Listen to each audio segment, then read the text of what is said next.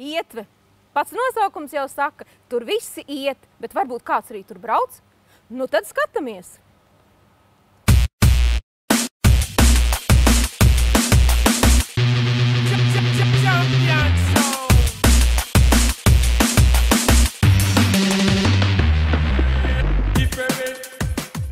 Sastās C klases skolnieks Miķelis, dodoties uz skolu ar velosipēdu, droši vien var braukt arī pa Ietvi. Protams, viņš var braukt pa Ietvi, bet netraucējot gājienu.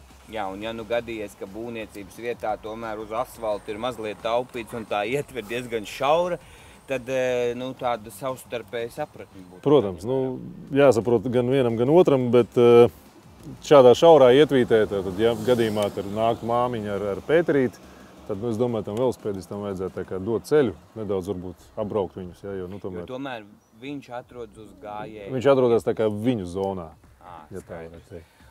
Un vai ir kādas īpaši vēl noteikumi braucot pa Ietvi? Varbūt ir noteikts, pa kuru pusi ielai jābrauc, ja tā Ietvi iet abās pusēs? Nav. Tātad var izvēlēties pēc situācijas, kur ērtāk tātad braukt. Tādas prasības nav. Jā, tu, Sven, pa Ietvēm brauc?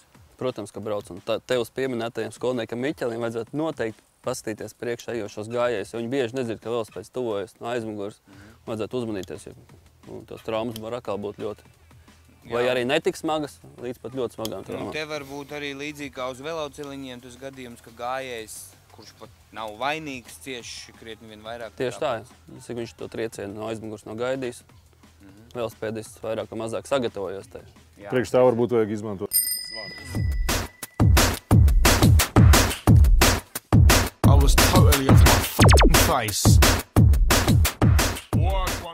Jā, Ietve ir vieta, kur domāta gājējiem, bet noteikti gados jaunākajiem velosipēdistiem tā ir visdrošākā braukšanas vieta.